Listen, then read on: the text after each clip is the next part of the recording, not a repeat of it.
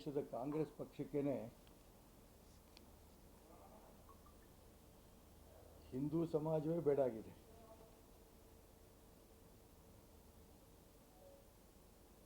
ಮಾನ್ಯ ಹಿರಿಯರಾದ ಮಲ್ಲಿಕಾರ್ಜುನ್ ಖರ್ಗೆ ಅವರು ನಿನ್ನೆ ಕೊಟ್ಟಂಥ ಹೇಳಿಕೆ ಇಡೀ ಪ್ರಪಂಚದ ಹಿಂದೂಗಳಿಗೆ ತುಂಬ ನೋವಾಗಿದೆ.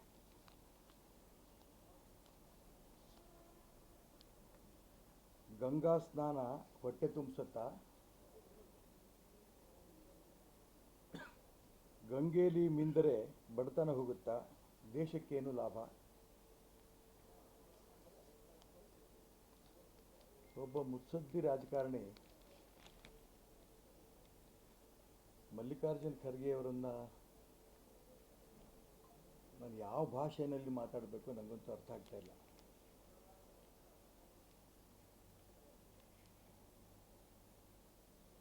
ಇವತ್ತು ಕುಂಭಮೇಳಕ್ಕೆ ದೇಶ ವಿದೇಶದ 40 ಕೋಟಿಗೂ ಹೆಚ್ಚಿಗೆ ಹಿಂದೂಗಳಲ್ಲಿ ಹೋಗಿ ಭಾಗವಹಿಸ್ತಾ ಇದ್ದಾರೆ. ಇನ್ನೂ ಅನೇಕರಿಗೆ ಹೋಗಬೇಕು ಅಂತ ಆಸೆ ಇದ್ದರೂ ಕೂಡ ಹೋಗೋಕ್ಕಾಗ್ತಾ ಇಲ್ಲ.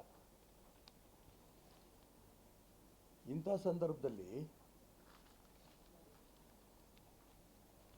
ಇವ್ರಿಗಾಗಿ ಇಷ್ಟ ಇದ್ದರೆ ಹೋಗಲಿ, ಇಲ್ಲ ಅಂತಂದರೆ ಬಿಡಲಿ.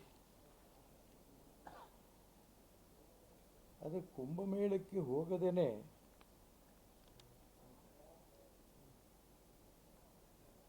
ಹಿಂದೂಗಳ ಭಾವನೆ ಅದಕ್ಕೆ ಧಕ್ಕೆ ತರಂಥ ಒಂದು ಅಧಿಕಾರ ಇವರು ಕೊಟ್ಟವರು ಯಾರು?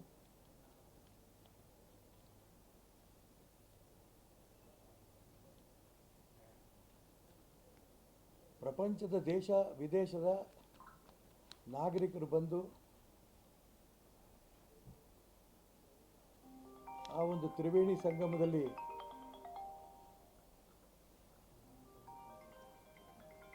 ಸ್ನಾನ ಮಾಡಿ ಧನ್ಯರು ಅಂತ ಹೇಳ್ಕೊತಾ ಇದ್ದಾರೆ. 144 ವರ್ಷಗಳ ನಂತರ ಬಂದಿರೋಂಥ ಒಂದು ವಿಶೇಷವಾದ ಕುಂಭಮೇಳ.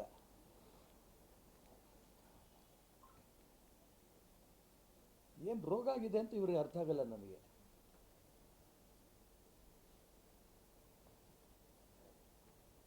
ನೀವೇನಂದ್ರೂ ಕೂಡ ಹಿಂದೂಗಳು ಸುಮ್ಮನೆ ಇರ್ತಾರೆ.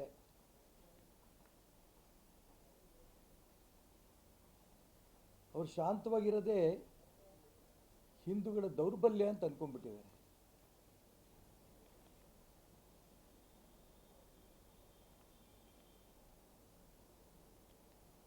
ಸೋನಿಯಾ ಗಾಂಧಿ, ರಾಹುಲ್ ಗಾಂಧಿ ಇವರೆಲ್ಲರೂ ಕೂಡ ವಿದೇಶಗಳಲ್ಲಿ ಹೋಗಿ ಕ್ರಿಶ್ಚಿಯನ್ರ ಪವಿತ್ರವಾದ ಜಾಗದಲ್ಲಿ ಪ್ರಾರ್ಥನೆ ಮಾಡಿ ಬರ್ತಾರೆ. ನಾವು ಅದನ್ನೇನು ಟೀಕೆ ಮಾಡಲ್ಲ. ಅದು ಅವ್ರ ಧರ್ಮ, ಅವ್ರ ನಂಬಿಕೆ. ಮುಸಲ್ಮಾನರು ಮಕ್ಕಾ ಮದೀನಾಕ್ಕೆ ಹೋಗಿ ಅಲ್ಲಿ ಹೋಗಿ ಬರೋದ್ರಿಂದ ತುಂಬ ನೊಂದು ಹೇಳ್ತಿದ್ದೀನಿ ನಾನು. ನನ್ನ ರೂಪದಲ್ಲೇ ಇಡೀ ದೇಶದ ಪ್ರಪಂಚದ ಹಿಂದೂಗಳು ನೊಂದಿದ್ದಾರೆ. ಅವರೆಲ್ಲರೂ ಕೂಡ ಮಾನ್ಯ ಮಲ್ಲಿಕಾರ್ಜುನ್ ಖರ್ಗೆ ಅವ್ರಿಗೆ ಕ್ಷಮೆ ಕೇಳಬೇಕು ಅಂತ ಈ ಸಂದರ್ಭ ಒತ್ತಾಯ ಮಾಡ್ತೀನಿ. ಎರಡನೇದು,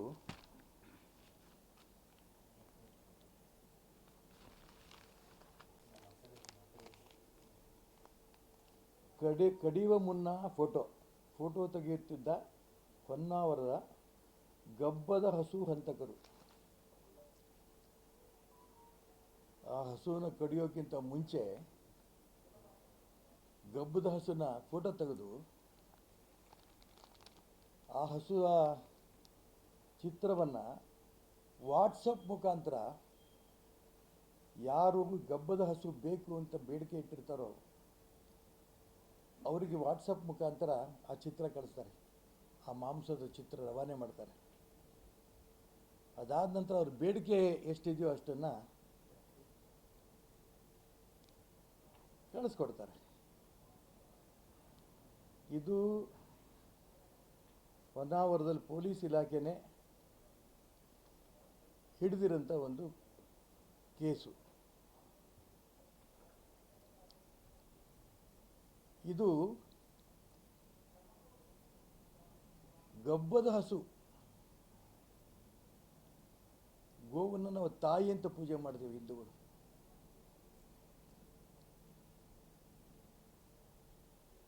ಯಾವ ನ್ಯಾಯ, ಎಲ್ಲಿದ್ದೀವಿ ನಾವು? ಇಂಥ ಸುದ್ದಿ ಎಲ್ಲ ಕೇಳಿದ ಮೇಲೆ ನಾವು ಬದುಕಿರಬೇಕೋ ಸಾಯ್ಬೇಕು ನನಗಂತೂ ಅರ್ಥ ಆಗಲ್ಲ. ಇದ್ರ ಬಗ್ಗೆ ಉಗ್ರವಾದ ಟೀಕೆ ಮಾಡಿದ್ರೆ ನಾನ್ ಬೈಲಬಲ್ ವಾರೆಂಟ್ಗಳು ಹಾಕಿಸ್ತಾರೆ. ಅದಕ್ಕೆ ನಾವೇನು ಹೆದರಲ್ಲ, ಮಾತು ಬೇರೆ. ಆದರೆ ಕರ್ನಾಟಕದಲ್ಲಿ ಶಾಂತಿ ಬೇಡವಾ?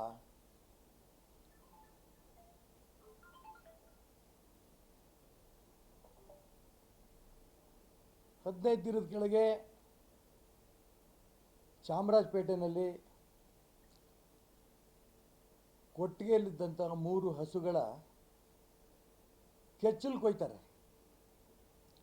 ಕತ್ತಿ ಹಿಡ್ಕೊಂಡು ಹಸು ಕಾಲಿಗೆ ಹೊಡಿತಾರೆ.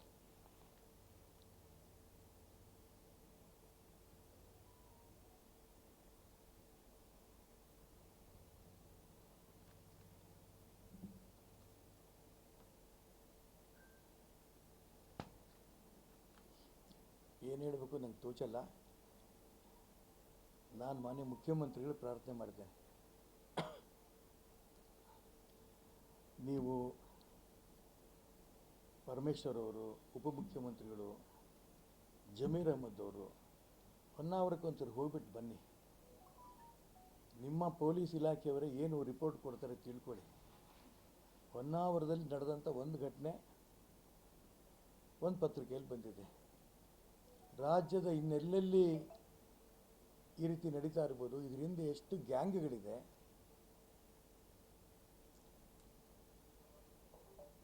ಒಂದು ಕಡೆ ಜಮೀರ್ ಅಹಮದ್ ಹೇಳಿಕೆ ಕೊಡ್ತಾರೆ,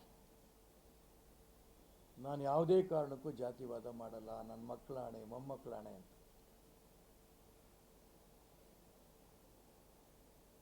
ಇನ್ನೊಂದು ಕಡೆ ಮಲ್ಲಿಕಾರ್ಜುನ್ ಖರ್ಗೆ ಅವರು ಕುಂಭಮೇಳಕ್ಕೆ ಹೋಗಿ ಸ್ನಾನ ಮಾಡಿದ್ರೆ ಬಡವರ ಹೊಟ್ಟೆ ತುಂಬತ್ತಾ ಅಂತ ಕೇಳ್ತಾರೆ.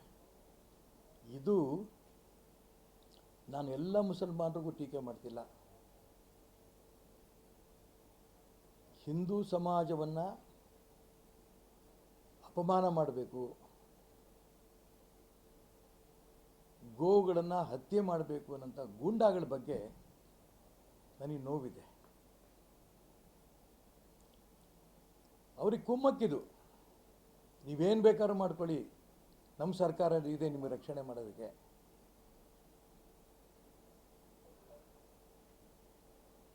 ಹೇಳಿ ಮಲ್ಲಿಕಾರ್ಜುನ್ ಖರ್ಗೆ ಅವರು, ಜೆರೂಸಲೇಮ್ನಲ್ಲಿ ಸೋನಿಯಾ ಗಾಂಧಿ, ರಾಹುಲ್ ಗಾಂಧಿ ಹೋಗ್ತಾ ಇರೋದ್ರಿಂದ, ಆ ಕ್ರಿಶ್ಚಿಯನ್ರು ಪುಣ್ಯಕ್ಷೇತ್ರಕ್ಕೆ ಹೋಗೋದ್ರಿಂದ ಕ್ರಿಶ್ಚಿಯನ್ರು ಹೊಟ್ಟೆ ತುಂಬತ್ತಾ? ಹೇಳಿ ಧೈರ್ಯ ಇದ್ದರೆ. ಮೆಕ್ಕಾ ಮದೀನಾಕ್ಕೆ ಹೋಗ್ತಾರಲ್ಲ ಮುಸಲ್ಮಾನರು, ಅಲ್ಲಿ ಹೋಗೋದ್ರಿಂದ ಆ ಬಡವರು ಹೊಟ್ಟೆ ತುಂಬತ್ತಾ? ಕೇಳಿ ತಾಕತ್ತಿದ್ರೆ. ಹಿಂದೂ ಸಮಾಜ ಹೇಗಿದ್ರು ಸುಮ್ಮನೆ ಇರುತ್ತೆ ಅಂತ ಅಂದ್ಕೊಂಡು ಬಾಯಿ ಬಂದಂಗೆ ಮಾತಾಡಿದ್ರೆ ಇದು ಒಳ್ಳೆಯದಲ್ಲ. ಇದರ ಪರಿಣಾಮ ಎದುರಿಸಬೇಕಾಗತ್ತೆ ಅಂತ ಎಚ್ಚರಿಕೆ ಅನ್ಕೊಳ್ಳೋಕೆ ಇಷ್ಟಪಡ್ತೇನೆ.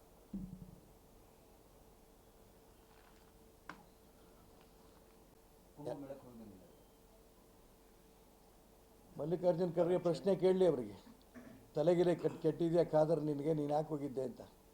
ನೀನು ಹೋಗೋದ್ರಿಂದ ನಿಮ್ಮ ಕುಟುಂಬ ಹೋಗಿ ಬರೋದ್ರಿಂದ ಯಾರ್ದಾರು ಹೊಟ್ಟೆ ತುಂಬತ್ತಾ ಅಂತ ಮಲ್ಲಿಕಾರ್ಜುನ್ ಖರ್ಗೆ ಅವರು ಖಾದರ್ಗೆ ಕೇಳಲಿ. ಇಲ್ಲ, ಖಾದರ್ನ ಕಾಂಗ್ರೆಸ್ ಪಕ್ಷದಿಂದ ಡಿಸ್ಮಿಸ್ ಮಾಡಲಿ.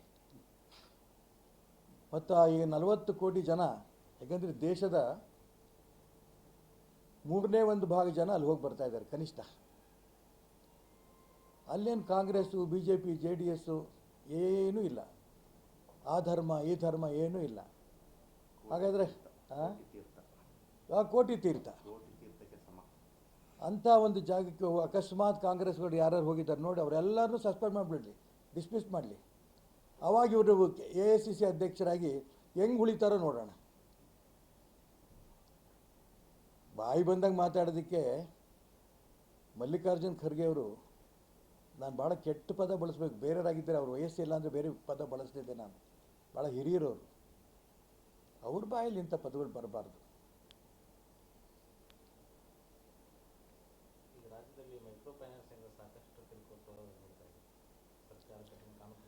ಸರ್, ರಾಜ್ಯದಲ್ಲಿ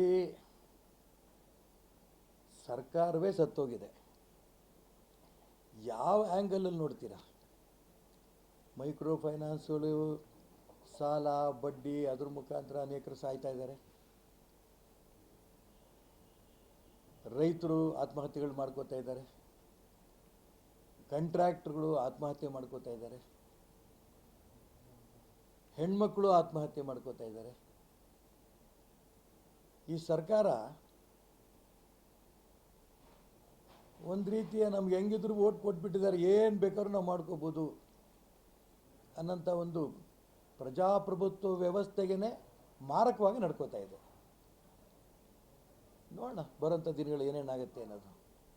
ನಮ್ಮ ರಾಜ್ಯದ ಇತಿಹಾಸದಲ್ಲಿ ಇಷ್ಟು ಕೆಟ್ಟ ಸರ್ಕಾರ ಯಾವುದೂ ಬಂದಿರಲಿಲ್ಲ. ಹಗರಣಗಳ ಮೇಲೆ ಹಗರಣ. ಇವತ್ತೊಂದು ಸಂತೋಷ ಸುದ್ದಿ ಅಂದರೆ, ಶ್ರೀಮತಿ ಮುಖ್ಯಮಂತ್ರಿಗಳ ಮನೆಯವ್ರಿಗೆ ಸ್ವಲ್ಪ ನಿರಾಳ ಆಗಿದೆ ಅಂತ ಕೇಳಿ ಸಂತೋಷ ಆಯಿತು. ಯಾಕಂದರೆ ಆ ಹೆಣ್ಮಗಳು ಮುಗ್ಧ ಹೆಣ್ಮಗಳು. ಇವರೆಲ್ಲೋ ಹೋಗಿ ಸೈನ್ ಮಾಡೋದು ಮಾಡಿರ್ತಾರೆ ಅಷ್ಟೇ. ನನಗೆ ಭಯ ಇತ್ತು ಅವ್ರಿಗೂ ಎಲ್ಲಿ ತೊಂದರೆ ಆಗುತ್ತೋ ಅಂತ. ಸದ್ಯಕ್ಕೆ ನಿರಾಳ ಆಗಿದೆ, ಅದು ನಮಗೆಲ್ರಿಗೂ ನಿರಾಳ. ಎಲ್ಲಿದೆ ರೀ ಸರ್ಕಾರ? ಸರ್ಕಾರ ಇದ್ದಿದ್ರೆ ಏನಾದ್ರು ಬೋದ್ಯಾ? ಹಳ್ಳಿಗಳ ಕಡೆ ಹೋದರೆ ಆ ಗುಂಡಿ ರಸ್ತೆಗಳು, ಕುಡಿಯೋಕ್ಕೆ ನೀರಿಲ್ಲ. ಜನಗಳು ಎಲ್ಲ ನಮಗೆ ಕೇಳ್ರೆ ನಿಮ್ಮ ಎಮ್ ಎಲ್ ಎ ಕೇಳಿ ಅಂತಂದರೆ, ಎಲ್ಲಿಯಾರು ಸರ್ ಎಮ್ ಎಲ್ ಎ ಸಿಗೋದೇ ಇಲ್ಲ ಅಂತಾರೆ.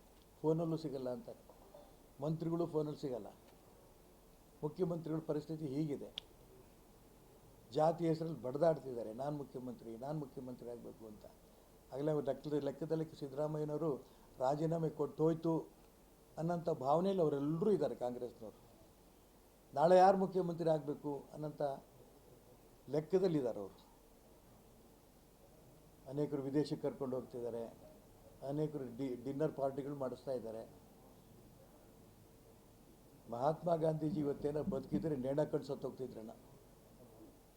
ಯಾಕೆಂದರೆ ಅವತ್ತೇ ಹೇಳಿದ್ರು ಅವರು, ಸ್ವತಂತ್ರ ಬಂದ ಸಂದರ್ಭದಲ್ಲಿ, ಸ್ವತಂತ್ರ ಬರ್ತಾ ಇದೆ, ಸ್ವತಂತ್ರ ತರೋದಕ್ಕೋಸ್ಕರ ಕಾಂಗ್ರೆಸ್ ಪಕ್ಷ ಇರೋದು, ಈ ಕಾಂಗ್ರೆಸ್ ಪಕ್ಷವನ್ನು ಡಿಸಾಲ್ವ್ ಮಾಡಿ. ಸ್ವಾತಂತ್ರ್ಯ ಪೂರ್ವದಲ್ಲೇ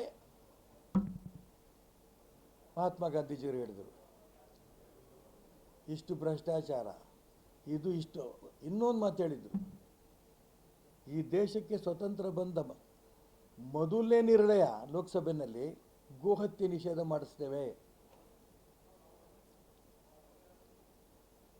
ಗಬ್ಬಾಗಿರೋಂಥ ಹಸುಗಳನ್ನು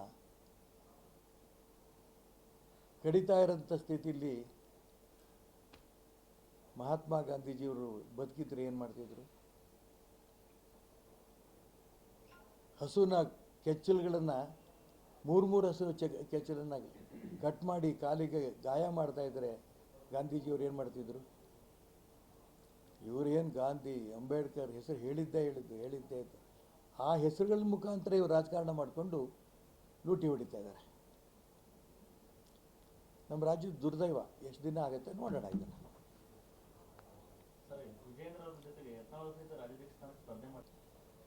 ನೀವು ಮಾಡಿ, ಯಾರು ಬೇಕಾದ್ರೂ ಮಾಡೋಕ್ಕೆ ಅವಕಾಶ ಇದೆ. ಯಾಕಂದರೆ ಭಾರತೀಯ ಜನತಾ ಪಾರ್ಟಿನಲ್ಲಿ ಅದೊಂದು ಪ್ರಜಾಪ್ರಭುತ್ವ ವ್ಯವಸ್ಥೆ ಇದೆ.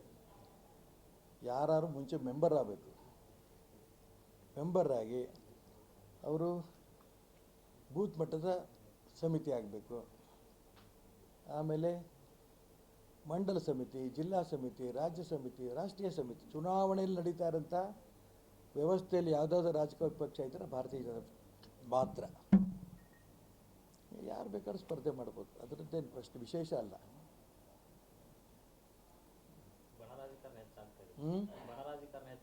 ಸಿಕ್ಕಾಬಟ್ಟೆ ಎಲ್ಲ ಪಾರ್ಟಿನಲ್ಲೂ ಬಣ ರಾಜಕೀಯ. ರಾಜಕೀಯ ಅನ್ನೋದು ಸಮಾಜ ಸೇವೆ ಅನ್ನೋದು ಮರ್ತೋಗಿದೆ. ರಾಜಕೀಯ ಅನ್ನೋದು ಒಂದು ಬಿಸ್ನೆಸ್ ಆಗಿದೆ. ಎಲ್ಲರೂ ಬಿಸ್ನೆಸ್ಸು, ರಾಜಕಾರಣದ್ದು ಬಿಸ್ನೆಸ್ಸು. ಇನ್ವೆಸ್ಟ್ ಮಾಡು, ವಾಪಸ್ ದುಡ್ಕೊ. ದುರ್ದೈವ.